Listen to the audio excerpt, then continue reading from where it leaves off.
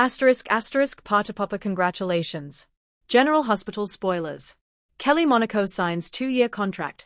Sam returns to GH in 4 months. Whispers floated through Port Charles. Some thought they were rumors. Others prayed they were true. And fans held their breath, clutching hope like a lifeline. Because Sam McCall, the heart of danger, mystery, love, and fierce loyalty, had been gone. Too long, too painfully. Her absence was a shadow over Jason, Dante, Danny, Scout, and nearly every corner of town. But everything changed in December 2025.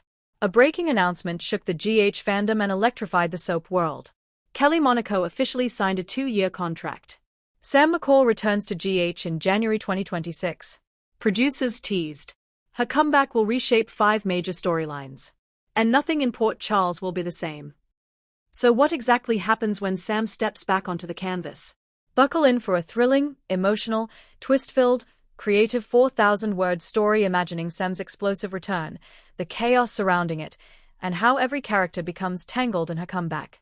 Port Charles was unusually quiet for a winter afternoon. Snow blanketed the rooftops of the Metro Court, reflecting the fading sun in soft gold. But inside the city, there was tension, like the air right before lightning strikes. Jason Morgan stood at the pier, hands in his pockets, staring at the water. His mind looped through the same problem. Someone was following Danny. He didn't know who yet. He didn't know why. But Danny had come home shaken the night before, whispering, "Dad, I think someone is watching me." Since his return from the dead, again, Jason had found parenting harder than any mob war. Danny was older now. Hurt, confused, and angry. And Jason had no idea how to reach him. Maybe he needs stability, Carly had suggested. Maybe he needs familiarity, Elizabeth had offered. Maybe he needs space, Sonny had argued. But Jason knew the truth. Danny needed his mother. If only she were here. But Sam was gone, traveling, off the grid, unreachable. Her last message months ago was a vague, "I need time. I need clarity. Don't look for me." Jason sighed into the cold air. Port Charles wasn't the same without her. He wasn't the same without her. Little did he know the universe already had plans. Big ones. Back at the Quartermain mansion, Monica shut the door to her study and pressed her phone closer to her ear. "Yes, sweetheart. I understand. Are you sure you're ready?" "All right. I trust you. And we're all here for you." When she hung up, her hands trembled, not with fear, but overwhelming relief.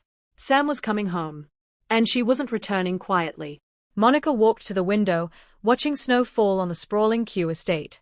"Oh, Jason," she whispered, "you have no idea what's coming."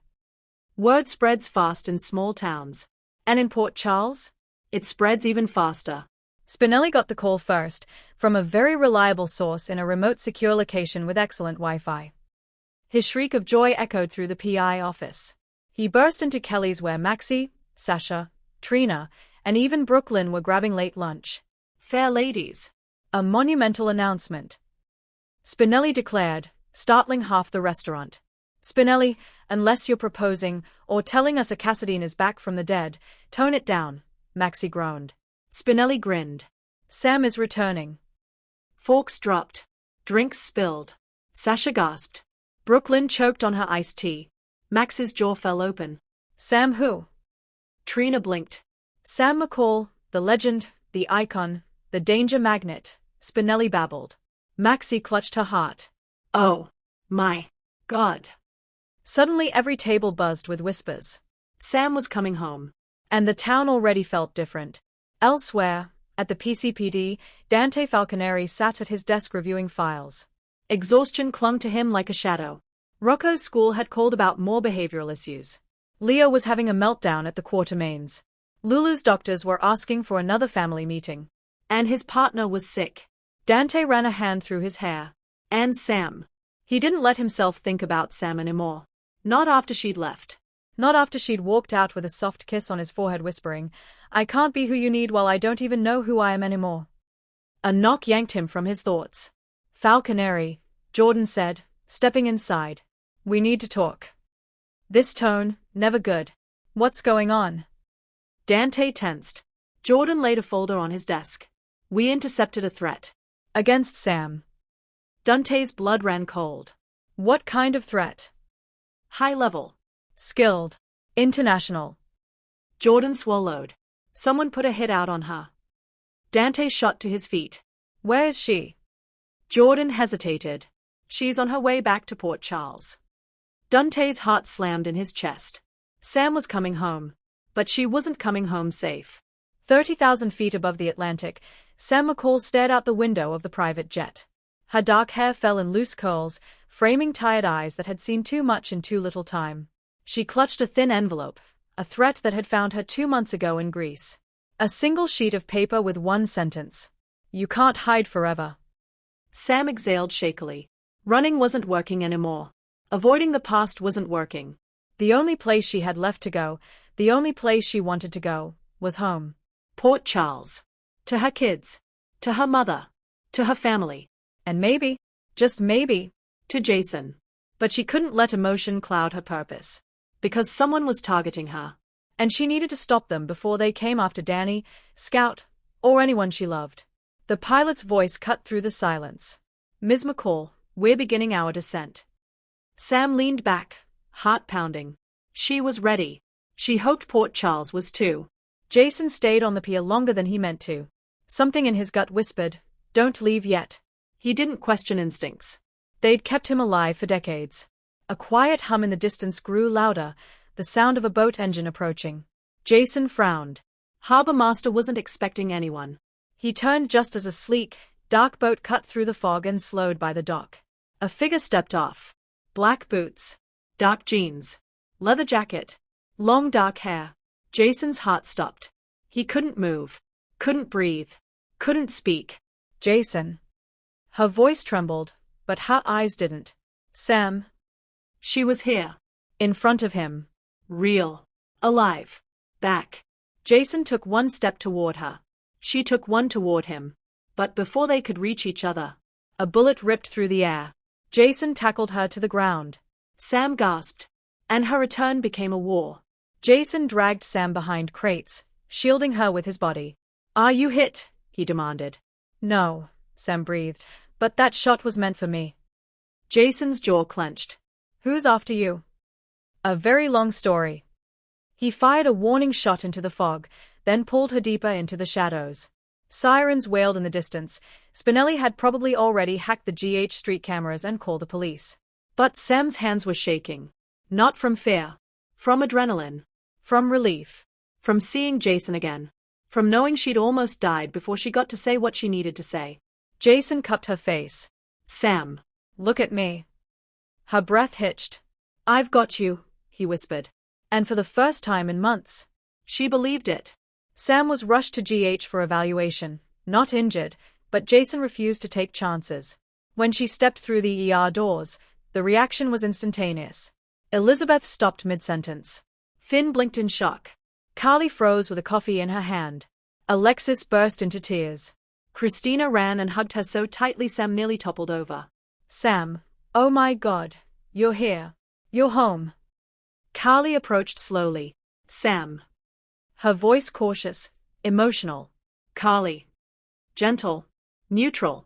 Respectful. Carly nodded. Good to have you back. Sam smiled softly. Good to be back. Liz approached next, clearing her throat. If you need anything, anything at all, just ask. Sam nodded gratefully. But the moment that sent the hospital into a hush was when Dante arrived. He walked toward her slowly, every step heavy with months of guilt, longing, and unresolved pain. Sam. His voice cracked. Dante. Her eyes softened. He exhaled shakily. You okay? I will be, she whispered. But Jason stepped protectively beside her. And for the first time, Dante realized. Sam's return wasn't just personal.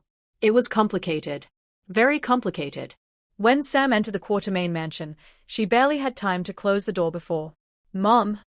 Danny flew down the stairs, eyes wide with shock. Sam dropped her bag, arms open. Danny.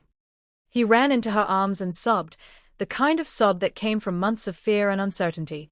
Sam held him tightly, tears streaming down her face. I'm here, she whispered. I'm so sorry. I'm here now. Scout peeked around the corner, and Sam broke, sinking to her knees and opening her arms for her daughter too. The reunion lasted long, emotional minutes. But when Danny finally pulled back, his voice was serious. "Mom, did you come home because someone's trying to kill you?" Sam froze. Jason stood in the doorway, and reality crashed back in. Sam sat with Danny and Scout, explaining enough to ease their fears, but not enough to terrify them. But once the kids were asleep, Jason closed the door behind them and faced her. "Tell me everything." Sam inhaled, fingers trembling. "I found something," she said. "Something I wasn't supposed to find." "An international syndicate, bigger than pikemen, bigger than anything we've faced." Jason's heart pounded. "And the hit?" "They want to silence me before I expose them." Jason stepped closer. "You're not doing this alone." Sam met his eyes. Something old. Something familiar. Something they had always shared. Trust deeper than fear. "I don't want to do it alone," she whispered. Jason's breath caught. Their faces inches apart. "Sam," he said quietly, "I'm not losing you again." Their lips almost touched. Then the window shattered. Another bullet. Another warning. Another beginning. Within 48 hours, Sam's return created a storm. Jason vowed to protect her at any cost. Dante struggled with his feelings. Sonny realized this syndicate was tied to his enemies. Spinelli detected encrypted signals targeting Port Charles. Anna recognized the attack pattern as WSB level. And Alexis insisted on bringing in legal reinforcements. But Sam was done running. She was ready to fight. Ready to reclaim her life, her family, her strength. And ready to face the truth. Jason wasn't her past. He was her fate. The final shockwaves of her return centered around a secret that viewers would learn in January 2026. Sam didn't just discover the syndicate. She infiltrated it. She stole something from them. And she brought it back to Port Charles. A drive. A name. A target list. And one familiar name on top. Jason Morgan. A promotional teaser flashes. Sam walking into the PCPD.